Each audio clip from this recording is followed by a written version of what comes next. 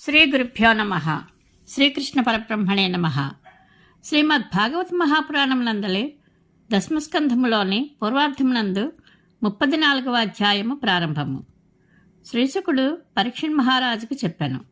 పరీక్షణ్ మహారాజా, ఒకనాటి శివరాత్రి పర్వదినమునందు నందాది గోపాలురు గౌరీశంకరులను ఆరాధించుటకై కుతూహలపడుచు ఎద్దుల బండ్లపై ఎక్కి సంతోషముతో అంబికావనమున ప్రవేశించిరి. మహారాజా, వారు ఆ వన సమీపమున గల సరస్వతీ నదీ జలములలో స్నానములను ముగించుకొనిరి. పిమ్మట వారు సర్వేశ్వరుడైన పరమశివుని, జగజ్జనని అయిన పార్వతీదేవిని గంధ కుస్మాది పూజాద్రవ్యములతో భక్తి శ్రద్ధాపూర్వకంగా అర్చించిరి. ఆ గోపాలురందరూ ఆ సర్వేశ్వరుని అనుగ్రహప్రాప్తికై భూసురులకు పాడి ఆవులను, బంగారములను, నూతన వస్త్రములను, తేనెలను, మధుర పదార్థములను, పాయసములను సాదరముగా సమర్పించరి. పిమ్మట నందాసునందాది మహాత్ములు బ్రహ్మచర్య వ్రతమును పాటించుచు కేవలము జలమును మాత్రమే సేవించి ఉపవాస దీక్షతో సరస్వతీ నదీ తీరమునందే ఆ రాత్రిని గడిపిరి. ఆ అంబికావనమునందే ఆ గోపాలురు ఆ రాత్రివేళ విశ్రాంతికై పరుండియుండిరి. ఆ వనమునందే నివసించుచున్న ఒక మహాసర్పము ఆకలితో నకనకలాడుచు వారు శయనించి ఉన్న చోటికి చేరెను. పిమ్మట తనకు అప్రయత్నముగా ఆహారము లభించిన తలంచుచు ఆ సర్పము నందుని తన నోట కరుచుకొనెను. అంతటా సర్పగ్రస్తుడైన నందుడు, కృష్ణా కృష్ణ, నన్ను ఈ మహోరగము మృంగివేయుచున్నది. నాయనా, నీవే మాకు దిక్కు. రమ్ము రమ్ము, వెంటనే వచ్చి నన్ను కాపాడుము అని మొరపెట్టుకొనెను. నందుని ఆర్తనాదములను విన్నంతనే నిద్రలో ఉన్న గోపాలురందరూ వెంటనే ఉలికిపడుచు లేచిరి.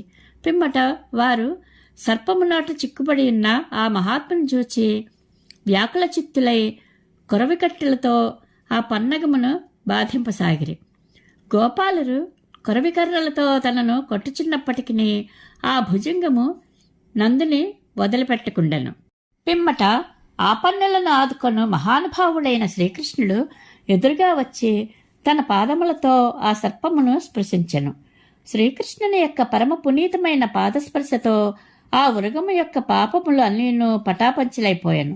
క్షణంలో అది సర్పదేహమును వీడి విద్యాధరులచే అర్చింపబడు దివ్యరూపమును పొంది ఆ స్వామి పాదములపై వ్రాలెను.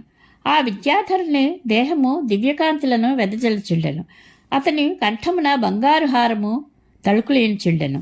తనను చేరి పాదములకు మోకరిల్లి నిలిచియున్న ఆ ప్రముఖునితో కృష్ణ భగవానుడు ఇట్లు పలికెను. నీవు ఎవరు? నీ దేహము దివ్య తేజస్సులతో వెలుగొందుచున్నది. నీ రూపము అద్భుతావహమై దర్శనీయముగా ఉన్నది. జుగుప్సితమైన ఈ సర్పజన్మ నీకు ప్రాప్తించుటకు కారణమేమి? సర్పమై ఉన్న విద్యాధరుడు ఇట్లనెను. పరమపురుష, నేను ఒక విద్యాధరుడను. నా పేరు సుదర్శనుడు. భగవదనుగ్రహంతో నాకు ఈ సౌభాగ్యము లభించెను. సంపదలకు కొదువు లేకుండెను.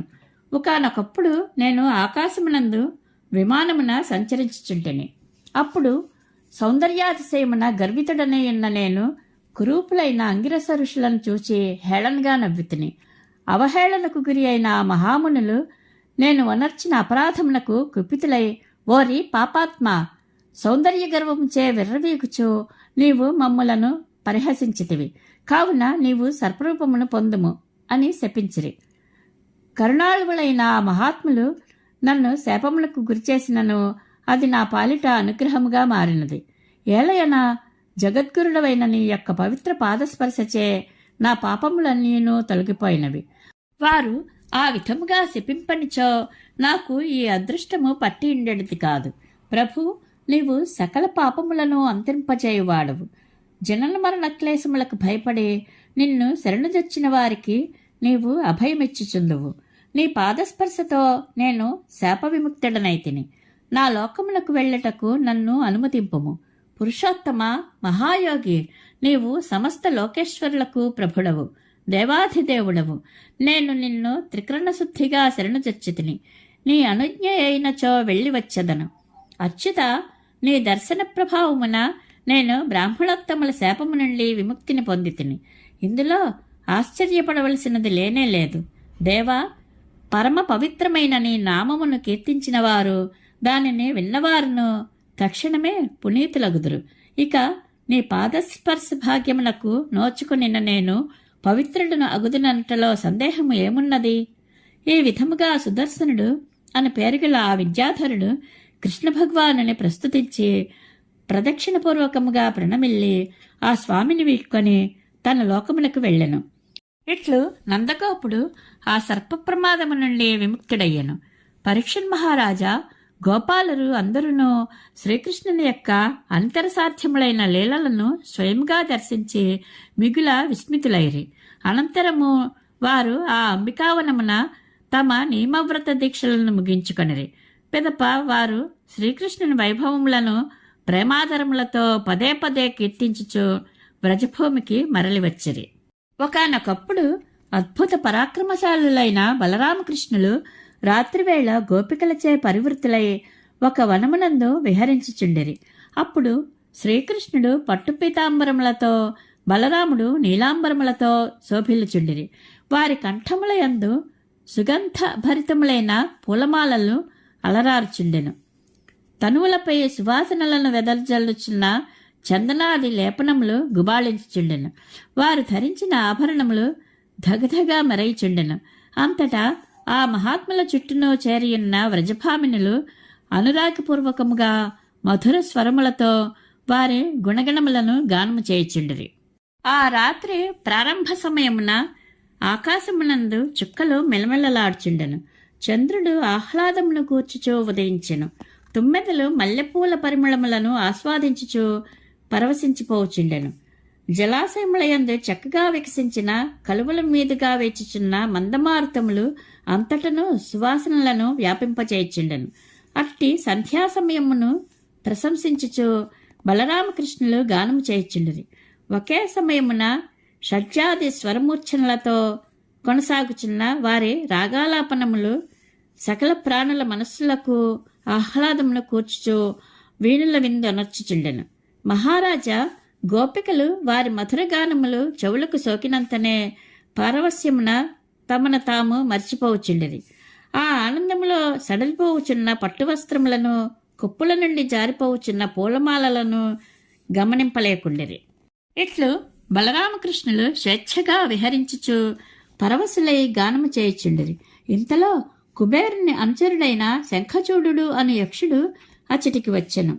పరీక్షణ్ మహారాజా ఆ శంఖచూడు బలరామకృష్ణులు చూచుచుండగనే వారి రక్షణలోనున్న గోపికలను తన మాయచే హఠాత్తుగా తీసుకుని బయలుదేరాను.